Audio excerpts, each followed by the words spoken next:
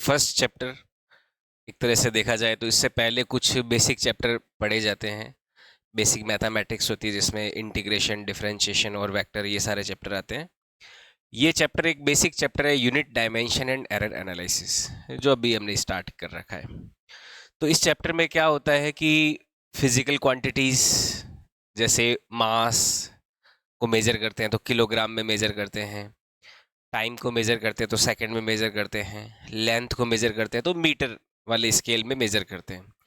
तो ये जो चैप्टर है ये ऐसी ही जो फिजिकल क्वांटिटीज होती है ना, लेंथ हो गया, टाइम हो गया, टेम्परेचर हो गया, मास हो गया, उनको किस तरह से हम मेजर करें और उनको मेजर करने के लिए क्या क्या हमें टूल्स की जरूरत होती है। जैसे हमें एक चाहिए होता है यूनिट। यूनिट क्या होता है? जैसे मास कोई 10 है तो 10 किलो भी हो सकता है, 10 ग्राम भी हो सकता है। तो किलोग्राम भी एक यूनिट है और ग्राम भी एक यूनिट है ना। टन भी हो सकता है, 10 टन, 100 टन, है ना।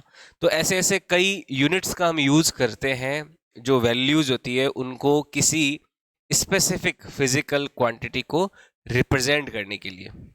ठीक है। तो कोई भी न्यूमेरिकल वैल्यू जो होती है उस वैल्यू के पीछे जब यूनिट लग जाती है तो वो एक मेजरमेंट हो जाता है किसी भी फिजिकल क्वांटिटी का। जो फिजिकल क्वांटिटी के सिस्टम होते हैं वो 4 तरह के सिस्टम होते हैं। एक तो होता है एम के एस सिस्टम। एम के एस सिस्टम क्या होता है? एम के एस में हम लेंथ को मीटर, मास को हम किलोग्राम और एस यानी कि टाइम, टाइम को हम सेकंड में मेजर करते हैं। जब मास को किलोग्राम में, लेंथ को मीटर में और टाइम को सेकंड में मेजर करते हैं तो वो क्या होता है? एम के एस सिस्टम होता है। लेकिन जब हम लेंथ को सेंटीमीटर में, मास को ग्राम में और टाइम को सेकंड में मेजर करते हैं तो उसको बोलते हैं सी जी एस सिस्टम। ठीक है। लेंथ को सेंटीमीटर में, मास को ग्राम में और टाइम को सेकंड में, तो ये क्या होता है? सी जी एस सिस्टम होता है। फिर आता है F P S system. F यानी कि फिट, पाउंड, सेकंड। लेंथ को फिट में, पी को पाउंड, मास के लिए पाउंड को और टाइम के लिए सेकंड को, तो वो क्या कहलाता है? F P S system. और एक होता है एस आई, इंटरनेशनल सिस्टम। क्योंकि हर कोई अपना अपना पीपुड़ी बजा रहा था, हर कोई अपनी अपनी यूनिट्स दे रहा था, तो सभी साइंटिस्ट लोगों ने मिलके क्या बोला कि हम कुछ स्टैंडर्ड यूनिट्स दे देंगे, उन्हीं को ही फॉलो करना है। उसको क्या बोलते हैं? International system of units, SI. अब स्टैंडर्डाइज कर दिया गया कि एमकेएस को आप स्टैंडर्ड यूनिट के टर्म्स में यूज करिए। और इसी में ही जो एसआई यूनिट्स हैं उनके अलग अलग 3 टाइप होते हैं। एक तो होता है फंडामेंटल यूनिट्स, और एक होता है डेराइव्ड यूनिट्स, और एक होता है सप्लीमेंट्री यूनिट्स। सबसे पहले फंडामेंटल यूनिट्स। फंडामेंटल वर्ड जो है उसका मतलब क्या होता है? फाउंडेशन, नींव, है ना। कोई भी बिल्डिंग को, इमारत को बनाते हैं तो हमें क्या चाहिए? एक नींव चाहिए। तो वैसे ही यूनिट सिस्टम अगर समझना है तो हमें क्या चाहिए? कुछ फंडामेंटल यूनिट्स चाहिए जिनकी सहायता से हम दूसरी यूनिट्स को बता सकें। तो ऐसी यूनिट्स, दो यूनिट्स जो किसी दूसरी यूनिट पे डिपेंड नहीं करती, है ना, which do not depend upon any other quantity are called fundamental quantities या fundamental units। जो किसी दूसरी पे डिपेंड नहीं करती वो क्या कहलाती है? फंडामेंटल क्वांटिटीज या फिर यूनिट्स कहलाती है। जैसे मास हो गया, लेंथ, टाइम। मास को अगर मेजर करना है तो मास को आप डायरेक्टली जो आपका तराजू होता है उससे सीधा मेजर करते हो। जो वेइंग मशीन होती है, जो कांटा होता है, उससे सीधा क्या कर लेते हैं? मास को मेजर कर लेते हैं। ऐसा थोड़ी ना है कि हमने पहले वॉल्यूम मेजर किया, फिर वॉल्यूम को डेंसिटी से मल्टीप्लाई किया, फिर जाके कोई मास आया। हमारा मास डायरेक्टली आ जाता है, लेंथ डायरेक्टली आ जाता है। तो ऐसी क्वांटिटीज क्या कहलाती है? फंडामेंटल क्वांटिटीज कहलाती है। डेराइव्ड यूनिट्स क्या होता है? वो क्वांटिटीज जो फंडामेंटल पे डिपेंड करती है, वो क्वांटिटीज क्या कहलाती है? डेराइव्ड क्वांटिटीज कहलाती है। जैसे वॉल्यूम को मेजर करते हैं तो वॉल्यूम कैसे आता है? Length into width into height से आता है। वॉल्यूम बराबर क्या होता है? Length into width into height. तो यहाँ पे वॉल्यूम अगर निकालना है तो पहले किसको मेजर करना पड़ेगा? लेंथ को मेजर करना पड़ेगा ना। तो वॉल्यूम किस पे डिपेंड कर रहा है? लेंथ पे डिपेंड कर रहा है। इसलिए वॉल्यूम तो क्या है? डिराइव्ड क्वांटिटी, और लेंथ क्या है? अपनी फंडामेंटल क्वांटिटी होती है। ठीक है। तो ये अंतर होता है फंडामेंटल एंड डेराइव्ड यूनिट्स में। डेराइव्ड फंडामेंटल पे डिपेंड करती है, समझ आई बात। और जो फंडामेंटल है वो किसी पे डिपेंड नहीं करती, उनका अपना खुद का एग्जिस्टेंस होता है। जैसे मास मेजर करना है तो किलोग्राम में मेजर करते हैं, लेंथ को मेजर करते हैं तो मीटर में मेजर करते हैं ना, अगर टाइम को मेजर करना है तो सेकंड में मेजर करते हैं। तो ये क्वांटिटीज इंडिपेंडेंट है, किसी पे डिपेंड नहीं कर रही है, ठीक है। तो फंडामेंटल यूनिट्स होती कौन कौन सी है, इसके लिए हम एक लिस्ट बनाते हैं। जितने भी साइंटिस्ट लोग थे उन्होंने क्या किया, 7 यूनिट्स को फंडामेंटल बोल दिया कि इन यूनिट्स को क्या बोला जाएगा, फंडामेंटल यूनिट्स बोला जाएगा। बाकी सारी जो होगी वो इनसे डिराइव की जा सकती है, तो बाकी सारी क्या होगी, हमारी डिराइव्ड यूनिट्स होगी। तो 7 फंडामेंटल यूनिट्स कौन कौन सी होती है। पहला यूनिट है मास। मास का सिंबल कैपिटल एम, मेजर कैसे करते हैं, किलोग्राम में, सिंबल क्या हो गया उसका, केजी। फिर दूसरी है लेंथ, लेंथ का सिंबल स्मॉल एम, यूनिट हो गया इसका मीटर, सिंबल हो गया स्मॉल एम। टाइम, टाइम का सिंबल स्मॉल टी, यूनिट हो गया इसका सेकंड, सेकंड का सिंबल हो गया स्मॉल एस। करंट, करंट का सिंबल आई, यूनिट हो गया इसका एम्पियर, इसका सिंबल हो गया ए। फिर टेम्परेचर, टेम्परेचर का सिंबल कैपिटल टी, यूनिट हो गया इसका केल्विन, सिंबल हो गया कैपिटल के। अमाउंट ऑफ सब्सटेंस, सिंबल हो गया एन ए, अवोगाड्रो संख्या, यूनिट होती है मोल और सिंबल होता है एमओएल। लुमिनस इंटेंसिटी, यूनिट होती है इसकी कैंडेला, सिंबल हो गया सी डी। समझ में आई बात। तो ये 7 फंडामेंटल यूनिट्स एडॉप्ट कर ली गई कि इन्हीं को ही क्या बोला जाएगा, फंडामेंटल यूनिट बोला जाएगा। बाकी सारी यूनिट्स जो होगी वो इन पे, इनकी सहायता से डिराइव की जा सकती है, इसलिए उनको क्या बोला, डिराइव्ड यूनिट बोला। तो ये फंडामेंटल यूनिट्स है, mass, length, time, current, temperature, amount of substance and luminous intensity. Supplementary units ऐसी यूनिट्स होती है जिनका खुद का तो कोई यूनिट नहीं होएगा। जैसे एंगल जो होता है वो आर्क अपॉन रेडियस होता है ना। अब आर्क भी लेंथ है, रेडियस भी क्या है, लेंथ, तो लेंथ अपॉन लेंथ क्या हो गया, यूनिट लेस हो गया। यानी कि अगर एंगल को आपको मेजर करना है तो आपका इसका कोई यूनिट ही नहीं आएगा। तो ऐसे केस में हम क्या देते हैं, हमारी तरफ से अलग से यूनिट दे देते हैं, और ये यूनिट्स क्या कहलाती है, सप्लीमेंट्री यूनिट्स कहलाती है। जैसे एंगल को मेजर कैसे करते हैं अपन, डिग्री और रेडियन में मेजर करते हैं, है ना, डिग्री और रेडियन में मेजर किया जाता है एंगल को। और सॉलिड एंगल भी जो है एक इसका एग्जाम्पल हो जाता है सप्लीमेंट्री यूनिट का, ठीक है। फिर एक टेबल बताई मैंने पावर ऑफ 10 के लिए। पावर ऑफ 10 में 10⁻⁻15 जो होता है वो फेम्टो होता है, सिंबल उसका स्मॉल एफ। -12 जो पीको होता है, small P symbol.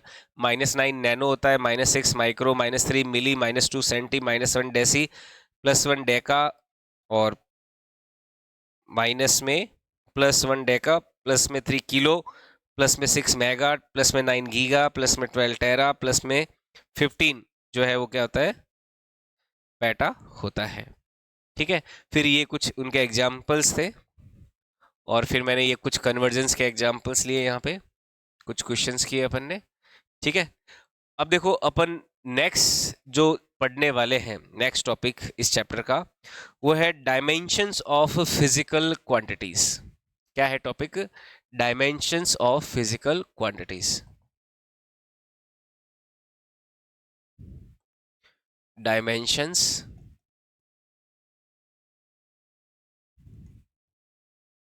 Of physical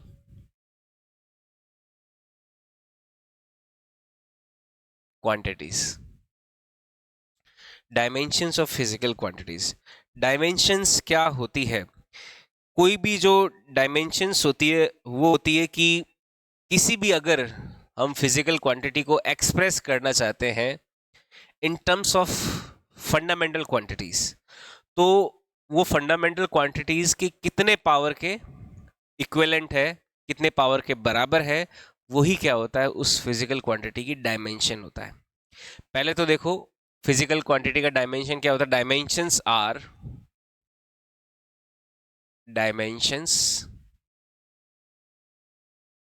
are power of fundamental quantities, power of fundamental quantities at which, power of fundamental quantities, dimensions are power of fundamental quantities at which any at which any physical quantity depends, any physical quantity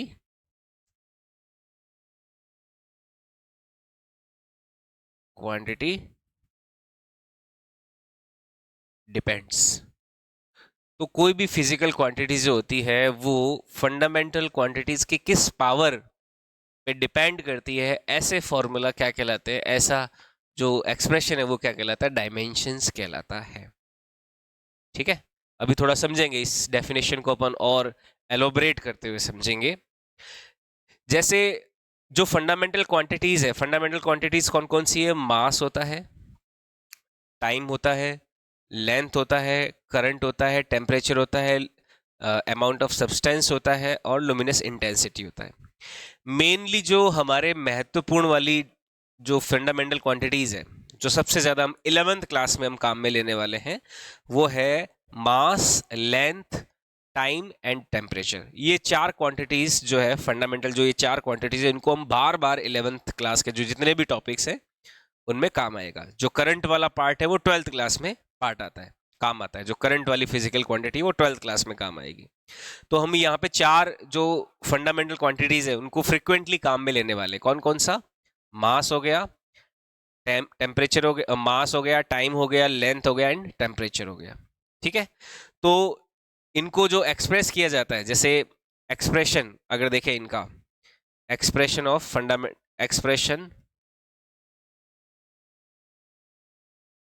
of dimension formulas, dimension formulas for fundamental quantities, for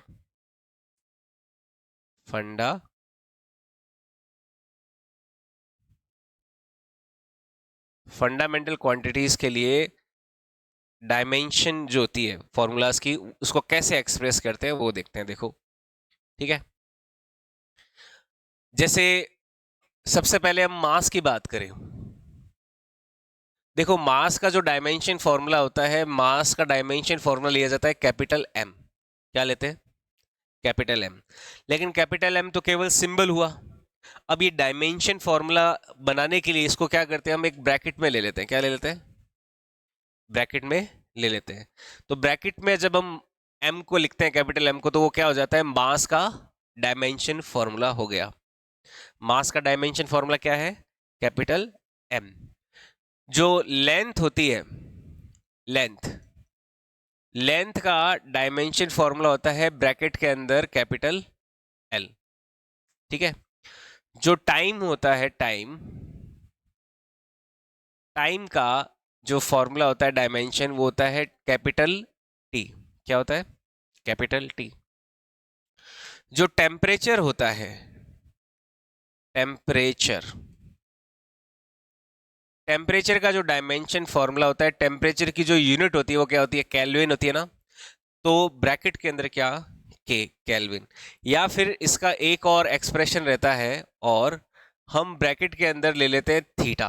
क्या ले लेते हैं, theta. किसके लिए, temperature के dimension formula को express करने के लिए।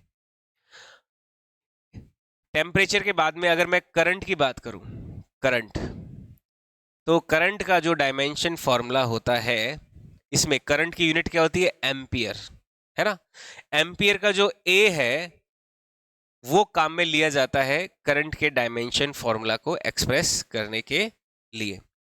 बाकी और भी है, जैसे ये 5 हो गए ना।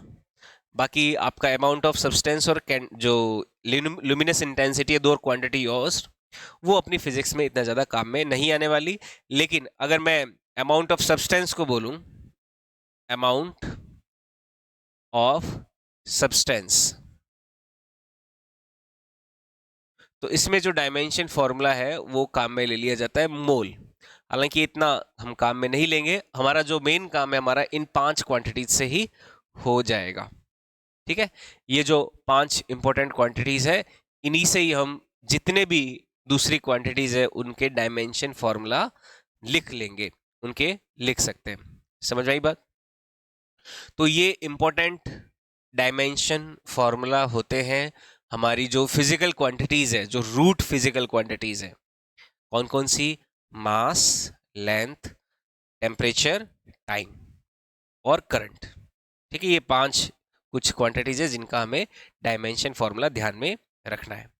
ठीक है, अब अगर मान लो कोई नई क्वांटिटी है, इसके अलावा कोई क्वांटिटी है, उसका अगर हमें डायमेंशन फॉर्मूला बनाना है ना, तो कोई भी जनरल क्वांटिटी मान लो, जैसे फोर्स हो गया, वेलोसिटी हो गया, है ना, इनके अगर डायमेंशन फॉर्मूले बनाने हो, जैसे मैं बनाना चाहता हूं, मान लो डायमेंशन फॉर्मूला फॉर वेलोसिटी, है ना।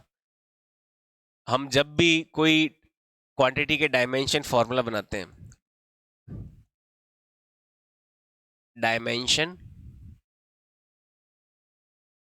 फॉर्मूला फॉर एनी क्वांटिटी,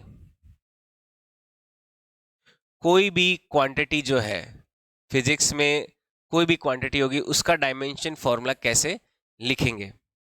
जैसे मान लो, मैं सीधा एग्जांपल से ही शुरुआत करा देता हूं। एग्जांपल के तौर पे हमें पता लगाना है, find out dimension formula, find out dimension formula of speed. किसका फॉर्मूला निकालना है? डायमेंशन स्पीड का। अब देखो, सबसे पहला जो स्टेप होता है, स्टेप 1, स्टेप 1 में हम क्या करते हैं कि कोई भी क्वांटिटी का हमें अगर डायमेंशन फॉर्मूला निकालना है, तो पहला स्टेप होगा कि उसका जो फॉर्मूला है उसको लिखियो, उसका फॉर्मूला लिखिए in terms of fundamental quantities. Right formula in terms of fundamental quantities.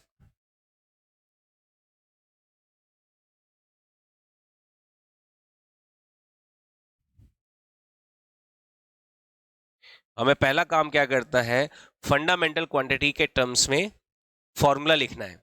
जैसे स्पीड का फॉर्मूला आपने पढ़ा होगा 10th क्लास में, जो स्पीड होता है वो क्या होता है? डिस्टेंस अपॉन टाइम होता है ना। स्पीड का फॉर्मूला क्या होता है? Distance upon time. Distance upon time है स्पीड का। अब देखो, पहला स्टेप था हमारा फंडामेंटल क्वांटिटी के टर्म्स में फॉर्मूला लिखना, यानी कि डिस्टेंस, डिस्टेंस क्या हो गया? एक तरह से लेंथ ही हो गया। डिस्टेंस क्या है अपना? लेंथ, और नीचे टाइम हो गया टाइम। ठीक है, जो दूसरा स्टेप होता है, स्टेप 2, जो सेकंड स्टेप होता है हमारा, ऐसे केसेस में हम क्या करते हैं, जो हमने फंडामेंटल क्वांटिटी लिखी है, उस फंडामेंटल क्वांटिटी को उसके डायमेंशन फॉर्मूला से रिप्लेस कर दो, है ना। रिप्लेस रिप्लेस फंडामेंटल क्वांटिटी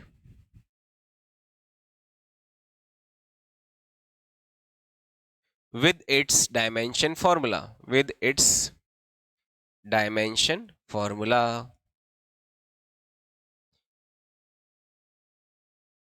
जो फंडामेंटल क्वांटिटी है उसको उसके डायमेंशन फॉर्मूला से रिप्लेस कर दो। कैसे करेंगे? जैसे स्पीड का हमें डायमेंशन फॉर्मूला चाहिए, तो स्पीड किस पे डिपेंड कर रहा है? लेंथ अपॉन टाइम पे। लेंथ का डायमेंशन फॉर्मूला क्या है? ब्रैकेट में एल। और टाइम का डायमेंशन फॉर्मूला क्या है? ब्रैकेट में टी। तो यहां से स्पीड का जो डायमेंशन फॉर्मूला आ जाएगा, स्पीड का डायमेंशन फॉर्मूला क्या आ जाएगा? ऊपर तो आ गया लेंथ, नीचे आ गया टी। अब टी जब ऊपर जाता है, कोई भी क्वांटिटी ऊपर जाती है तो उसकी पावर क्या हो जाती है?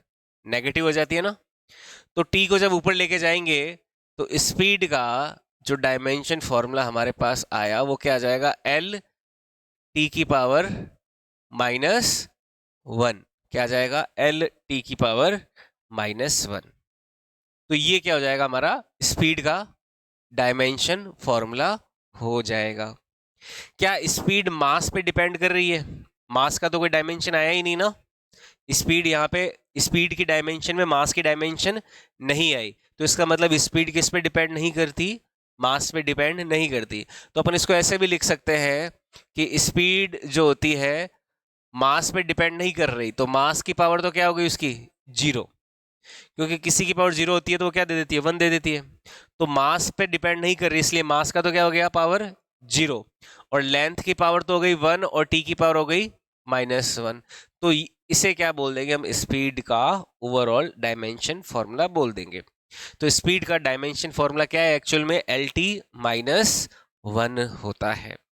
स्पीड का डायमेंशन फॉर्मूला क्या है, एल टी माइनस 1। समझ में आई बात? तो ये किसका डायमेंशन फॉर्मूला हो गया, स्पीड का। ऐसे ही और प्रैक्टिस करें, ठीक है। तो ये ध्यान में रखना, पहले तो मास को कैपिटल एम, लेंथ को कैपिटल एल, टाइम को कैपिटल टी, ये तीन चीजें एक बार ध्यान में रखना। इससे हम बहुत सारे डायमेंशन फॉर्मूलों की प्रैक्टिस कर लेंगे। जैसे ये स्पीड आ गया, अगर अब मान लो अपन को निकालना है डायमेंशन फॉर्मूला एरिया का, किसका निकालना है, एरिया का। अब एरिया का फॉर्मूला क्या होता है, एरिया का फॉर्मूला कोई याद है? कोई भी एरिया जो निकालते हैं, जैसे रेक्टेंगुलर का एरिया निकालते हैं तो कैसे निकालते हैं, length into width, length into क्या होता है, विड्थ होता है ना, ये फॉर्मूला होता है किसी भी एरिया का, अगर नॉर्मली कोई एरिया निकालते हैं तो। अब देखो एरिया का डायमेंशन फॉर्मूला क्या आ जाएगा, एरिया इज इक्वल टू, पहले वाला लेंथ है तो लेंथ का डायमेंशन फॉर्मूला एल, विड्थ है, विड्थ भी तो क्या है, विड्थ भी तो लेंथ ही होती है, विड्थ भी तो क्या एक तरह से लेंथ है। तो एरिया क्या हो जाएगा, लेंथ इंटू लेंथ। तो एरिया का डायमेंशन फॉर्मूला क्या हो जाएगा, लेंथ इंटू लेंथ, तो लेंथ को 2 बार मल्टीप्लाई किया तो क्या हो गया, एल स्क्वायर हो गया। वापस इसको ब्रैकेट में लिख दो, तो एरिया क्या हो जाएगा, एल स्क्वायर। एरिया ना मास पे डिपेंड कर रहा है और ना टाइम पे डिपेंड कर रहा है। तो यहाँ पे एरिया का अगर कंप्लीट डायमेंशन फॉर्मूला लिखें तो एरिया का कंप्लीट डायमेंशन फॉर्मूला क्या हो जाएगा, मास का पावर 0, लेंथ का पावर 2, टाइम का पावर 0, ऐसे लिख सकते हैं। हालांकि ये भी सही है ना, L2 इतना भी काफी है, पर लिखना चाहो तो ये भी लिख सकते हो। समझ में आई बात? तो इस तरह से एरिया का डायमेंशन फॉर्मूला आ गया। और एग्जांपल देखिए, मान लो हमें निकालना है वॉल्यूम का डायमेंशन फॉर्मूला। किसका निकालना है, वॉल्यूम का। तो पहले तो बताओ वॉल्यूम का कोई आपको फॉर्मूला पता है, वॉल्यूम बराबर क्या, जैसे इस कमरे का वॉल्यूम निकालना है किसी क्यूबॉइड का, तो क्या होता है, length into width into height होता है ना। जैसे वॉल्यूम का फॉर्मूला क्या होता है, length into width into height, ये वॉल्यूम का फॉर्मूला होता है। अब वॉल्यूम का डायमेंशन फॉर्मूला निकालना है, तो डायमेंशन फॉर्मूला क्या आएगा, लेंथ का तो हो गया ब्रैकेट में एल, विड्थ है, विड्थ भी तो क्या है, लेंथ ही है, और हाइट भी क्या होती है, लेंथ है। तो लेंथ को 3 बार एक तरह से मल्टीप्लाई किया गया। तो जो वॉल्यूम है उसका डायमेंशन फॉर्मूला क्या हो जाएगा, लेंथ का पावर 3 हो जाएगा। ये आंसर आ गया, वॉल्यूम क्या आ गया, लेंथ का पावर 3 आ गया। ठीक है, या फिर इसको वैसे लिखना चाहो, मास की पावर तो क्या हो जाएगी 0, लेंथ का पावर 3, टी का पावर 0। ठीक है। अच्छा एक बात ध्यान रखना कि जब भी कंप्लीट डायमेंशन फॉर्मूला लिखते हैं तो प्रायोरिटी में मास पहले रहते हैं, फिर लेंथ को लेते हैं, फिर टाइम को लेते हैं, फिर टेम्परेचर या फिर करंट को लेते हैं। ठीक है, तो प्रायोरिटी जो होती है, priority of dimensions in formula, कोई भी फॉर्मूला होती है तो उसमें फॉर्मूले में प्रायोरिटी किसको रखते हैं, पहले तो रखेंगे मास को, फिर लेंथ को, फिर टाइम को, फिर टेम्परेचर को, और फिर करंट को, है ना। ये आगे पीछे रख सकते हैं, लेकिन पहली, दूसरी और तीसरी प्रायोरिटी में हम किसको रखना है, हमको MLT को ही रखना है। MLT, मास लेंथ टाइम, इन्हीं को रखना होता है जब भी कोई डायमेंशन फॉर्मूला अपन लिखते हैं। तो समझ में आई बात? तो ये वॉल्यूम का आ गया, एरिया का आ गया डायमेंशन फॉर्मूला, वॉल्यूम का आ गया। और देखो एग्जांपल, एग्जांपल के तौर पे मान लो हमें निकालना है एक्सेलरेशन का। किसका निकालना है, एक्सेलरेशन। एक्सेलरेशन क्या होता है, वेलोसिटी अपॉन टाइम होता है ना। एक्सेलरेशन जो होता है उसका फंडामेंटल फॉर्मूला क्या होता है, वेलोसिटी अपॉन में टाइम होता है। अब देखो एक्सेलरेशन का डायमेंशन फॉर्मूला निकालना है, तो जो वेलोसिटी का फॉर्मूला निकाला, वेलोसिटी का या स्पीड का, वेलोसिटी वैसे स्पीड में थोड़ा बहुत अंतर होता है, पर वेलोसिटी स्पीड जनरली एक ही चीज़ है। तो स्पीड का क्या है, LT-1 है। तो इस फॉर्मूले को देखो मैं डायरेक्टली यहाँ पे यूज कर लेता हूँ। ऊपर वेलोसिटी का डायमेंशन फॉर्मूला क्या रख दिया, एल टी माइनस वन, और नीचे फिर टाइम है तो उसको भी क्या कर दिया, टी का डिवाइड कर दिया। अब ये टी ऊपर जाएगा तो एल टी की पावर माइनस वन, फिर क्या होगा, माइनस वन होगा। तो एक्सेलरेशन का डायमेंशन फॉर्मूला क्या आ गया, एल टी स्क्वायर भी कौन सा, -2 वाला। तो एक्सेलरेशन का डायमेंशन फॉर्मूला क्या होता है, एल टी -2 होता है। ये आंसर आ गया इसका। ठीक है, तो एक्सेलरेशन का डायमेंशन फॉर्मूला क्या है, एल टी -2 होता है। समझ में आई बात?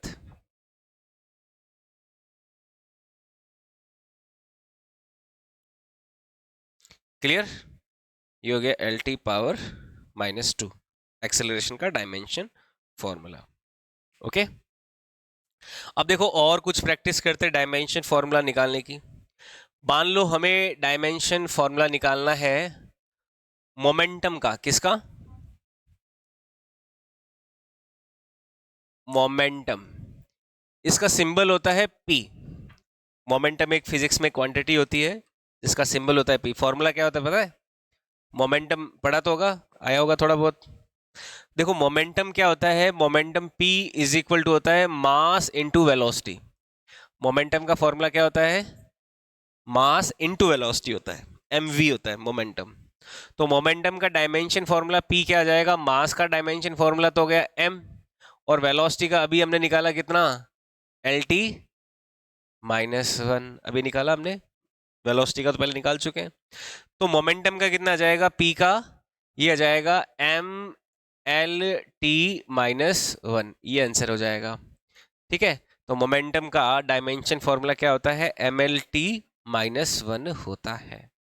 ठीक है, नेक्स्ट देखो डायमेंशन फॉर्मूला निकालते हैं फोर्स का, किसका, फोर्स, जिसका सिंबल होता है कैपिटल एफ। देखो अभी अपन डायमेंशन फॉर्मूले जो निकाल रहे हैं, इसमें से कुछ क्वांटिटीज को आपने पहले पढ़ रखा होगा 10th क्लास तक, 9th 8th तक में। कुछ क्वांटिटीज होगी जो आपके लिए नहीं होगी, जो आपने पहले कभी भी नहीं सुनी, कभी भी नहीं देखी।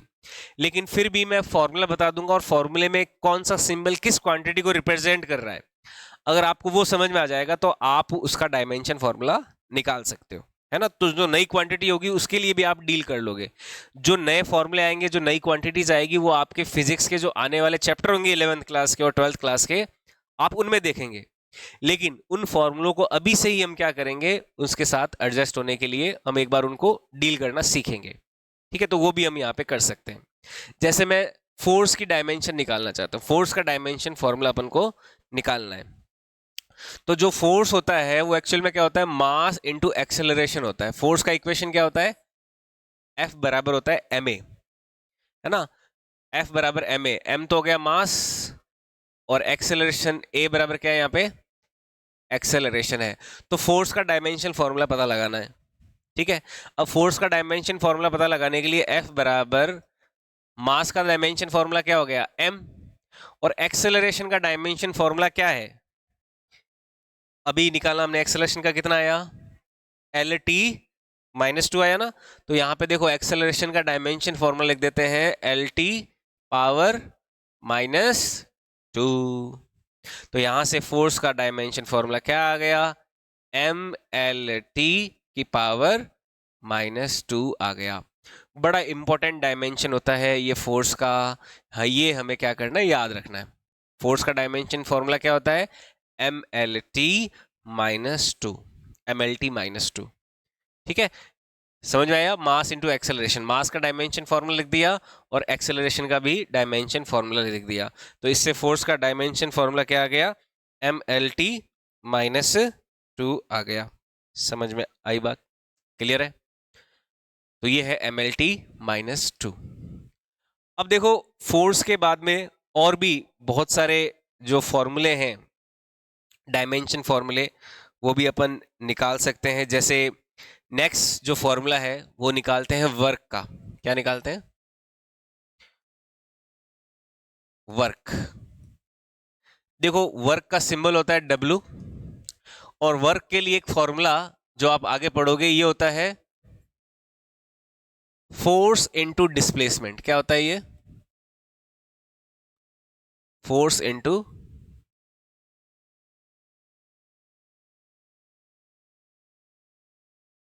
फोर्स इंटू डिस्प्लेसमेंट क्या होता है? वर्क होता है। ठीक है, डिस्प्लेसमेंट एक्चुअल में क्या लेंथ ही होती है। डिस्टेंस और डिस्प्लेसमेंट के बारे में अपन पढ़ेंगे। बाकी डिस्प्लेसमेंट क्या है? लेंथ का ही डायमेंशन होता है डिस्प्लेसमेंट का। तो यहाँ पे वर्क का देखो डायमेंशन फॉर्मूला क्या आ जाएगा? वर्क का, फोर्स का भी हमने निकाला कितना? एम एल टी -2, और डिस्प्लेसमेंट का कितना? एल। तो वर्क का डायमेंशन फॉर्मूला क्या हो जाएगा? ml⁻², t⁻−2 आ जाएगा। आया समझ में बात? तो वर्क का डायमेंशन फॉर्मूला क्या आ गया? m × l⁻², t⁻−2। तो ये किसका आ गया? वर्क का डायमेंशन फॉर्मूला आ गया। ठीक है। अच्छा, वर्क और एनर्जी की डायमेंशन सेम होती है। वर्क की जो यूनिट होती है वो जूल होती है। क्या होती है इसकी यूनिट? जूल होती है। ठीक है। और वर्क का जो यूनिट है और जो एनर्जी का यूनिट है, ये दोनों क्या होते हैं? सेम होते हैं। तो एनर्जी जो होती है, एनर्जी का भी डायमेंशन फॉर्मूला क्या आता है? सेम आता है। ठीक है। तो इसमें एक बात ध्यान रखना कि energy have also same dimension. ठीक है, क्योंकि वर्क जो होता है वो एनर्जी के इक्विवेलेंट ही होता है। आगे अपन ये सारी चीजें देखेंगे वैसे। ठीक है। तो यहाँ पे जो एनर्जी की डायमेंशन है, आप जो भी काम करते हो उसके लिए क्या लगती है? एनर्जी लगती है ना।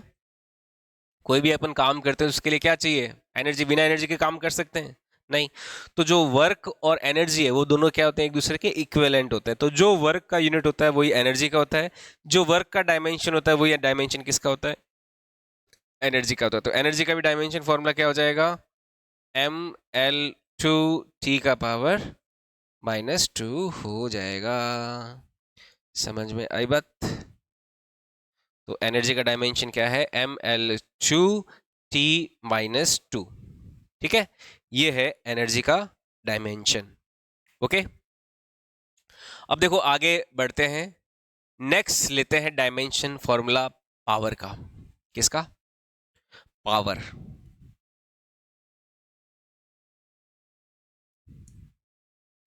पावर क्या होता है? पावर होता है रेट ऑफ डूइंग वर्क, है ना।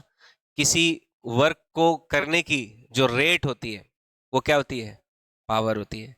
तो पावर का जो फॉर्मूला होता है, बेसिक फॉर्मूला, ये होता है वर्क अपॉन टाइम। पावर का फॉर्मूला क्या होता है? वर्क अपॉन में टाइम होता है पावर का फॉर्मूला। तो अब पावर की डायमेंशन क्या आएगी? निकाल सकते हो क्या? ट्राई करोगे? वर्क की डायमेंशन क्या थी? ml/t-2, और उसमें किसका मल्टीप्लाई कर दोगे? सॉरी, किसका डिवाइड किसका कर दोगे? टाइम का। तो निकाल के देखो पावर का, पीछे रफ पेज में करके देखो। पावर का सिंबल होता है P। तो पावर की डायमेंशन वर्क की डायमेंशन में जो टाइम की डायमेंशन है उसका डिवाइड कर देंगे।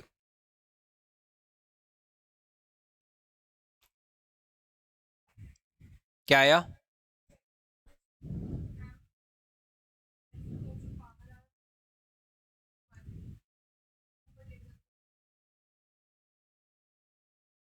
ठीक है। देखो नीचे T है, ये आएगा। ऊपर वर्क का डायमेंशन तो क्या आया? ml/2 और नीचे किसका डिवाइड कर रहे हैं? T का। ये T ऊपर जाएगा तो क्या आ जाएगा? ml/2 है, इसमें वापस -1 हो जाएगा फिर। तो क्या आ जाएगा? ml/2t-3 हो जाएगा। तो पावर का डायमेंशन क्या आया? ml/2t-3 आया। समझ में आई बात? ये किसका डायमेंशन है? पावर का डायमेंशन है। फिर देखो पावर के बाद में मान लो हमें निकालना है इम्पल्स का। किसका निकालना है? इम्पल्स। इम्पल्स देखो होता है फोर्स इनटू टाइम। इम्पल्स क्या होता है? फोर्स इनटू टाइम होता है। तो फटाफट बताओ इसकी डायमेंशन क्या होगी? फोर्स की याद रखनी है क्या? mlt-2। mlt-2 होती है किसकी? फोर्स की डायमेंशन।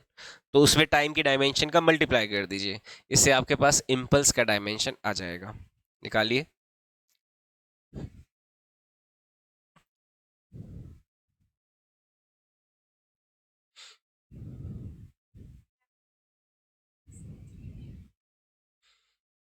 देखो इम्पल्स का सिंबल आई होता है, तो इम्पल्स का डायमेंशन आ जाएगा, ये तो आ गया MLT-2 इंटू टाइम का डायमेंशन का मल्टीप्लाई करना है। मल्टीप्लाई करने में शायद गड़बड़ कर रहे हो कोई। ये हो गया MLT-2 और मल्टीप्लाई करेंगे तो पावर क्या होगी, ऐड होएगी। देखो नीचे जब होता है तो ऊपर जाता है तो पावर -1 हो जाएगा, लेकिन यहाँ पे पावर क्या +1 है, तो इधर मल्टीप्लाई करेंगे तो क्या होगी, +1 होएगी ना। तो यहाँ से डायमेंशन फॉर्मूला इम्पल्स का क्या आएगा, MLT-1 आएगा। समझ में आई बात? ठीक है। नीचे से ऊपर जा रहा है तब क्या हो रहा है, देखो पावर सब्ट्रैक्ट हो जाती है, लेकिन मल्टीप्लाई करते हैं तो पावर क्या होती है, ऐड होती है ना। तो ये चीज ध्यान रखना। ये हो गया इम्पल्स का पावर। ठीक है। इम्पल्स का डायमेंशन अगर देखो आप, तो आपका जो मोमेंटम का डायमेंशन आया वो क्या आया है, MLT-1 आया है। इम्पल्स का डायमेंशन भी क्या आया है, सेम आया है। तो यहाँ पे एक बात ध्यान रखना, इम्पल्स का डायमेंशन किसके सेम आया है, सेम एज मोमेंटम। ठीक है। तो इम्पल्स का डायमेंशन मोमेंटम के डायमेंशन के जैसा ही होता है। ठीक है। अब देखो नेक्स्ट जो डायमेंशन अपन निकालने वाले हैं वो है टॉर्क का। किसका है, टॉर्क। जो टॉर्क होता है वो इक्वल टू होता है force into distance, force into मतलब परपेंडिकुलर एक्सिस से पोजीशन वगैरह होता है। अभी आप क्या ध्यान रखिए, एफ तो है यहाँ पे फोर्स, और आर जो है ये है डिस्टेंस। ठीक है। डिस्टेंस, अब डिस्टेंस कौन सी है वो तो अपन जब टॉर्क वाला चैप्टर पढ़ेंगे तो वहीं पे ही देखेंगे कि ये कौन सी डिस्टेंस की यहाँ पे बात हो रही है। अभी आप ध्यान रखना कि फोर्स जो होता है, फोर्स में जब किसी डिस्टेंस का मल्टीप्लाई कर देते हैं तब टॉर्क आता है। ठीक है।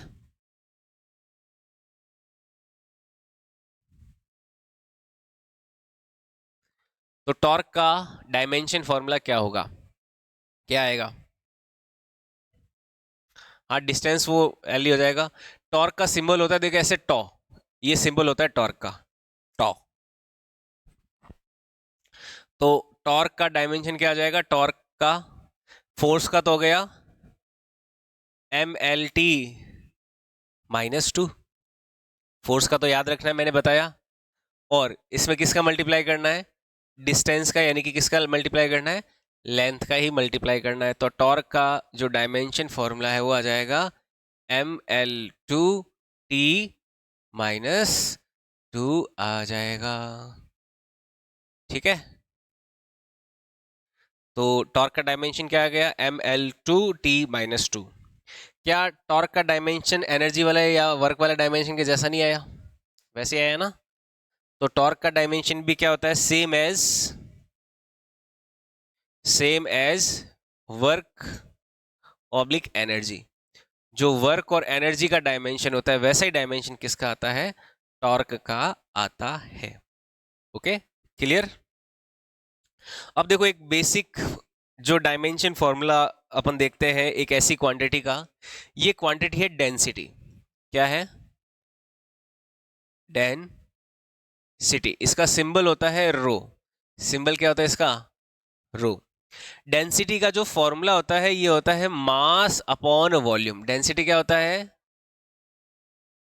Mass divided by volume. मास में जब वॉल्यूम का डिवाइड कर देते हैं तो क्या आता है, डेंसिटी आता है।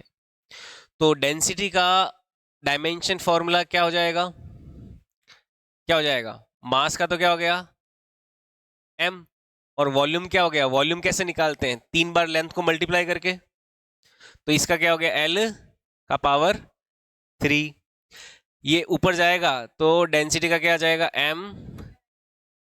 ML-3 हो गया, और यही आंसर हो जाएगा। या फिर t का, क्योंकि t पे डिपेंड नहीं कर रहा, तो ML-3 t पावर 0, ऐसे भी लिख सकते हो इसको।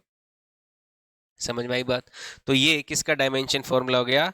डेंसिटी का हो गया। ओके, समझ में आई बात? नेक्स्ट जो डायमेंशन फॉर्मूला है वो अपन लिखते हैं जैसे एंगल का, एंगल हो गया या फिर सॉलिड एंगल हो गया, उस तरह के। जैसे एंगल जो होता है, एंगल थीटा, कोई भी एंगल होता है ना डिग्री और रेडियन वाला, तो एंगल थीटा का डायमेंशन फॉर्मूला क्या हो जाएगा? एंगल क्या होता है? Arc upon radius. ऊपर होता है आर्क लेंथ और नीचे क्या होता है? रेडियस। जब आर्क लेंथ में रेडियस का डिवाइड करते हैं तो क्या आता है? एंगल आता है। तो यानी कि एंगल का जो डायमेंशन फॉर्मूला है, ऊपर भी लेंथ है, नीचे भी क्या है? रेडियस भी क्या एक तरह की लेंथ ही तो होती है। तो लेंथ से लेंथ कैंसिल, यानी कि इसका क्या आ गया? एल का 0। यानी कि थीटा के लिए मास भी 0 होता है, लेंथ पे भी 0 होता है और टाइम पे भी क्या होता है? 0 होता है। तो एंगल जो है वो क्या है? डायमेंशन लेस क्वांटिटी है। एंगल क्या होता है? डायमेंशन लेस क्वांटिटी होता है। इसमें देखो कोई डायमेंशन है ही नहीं, सारी डायमेंशंस क्या है? 0 है। तो angle is a dimension less quantity. Angle is a dimension less quantity.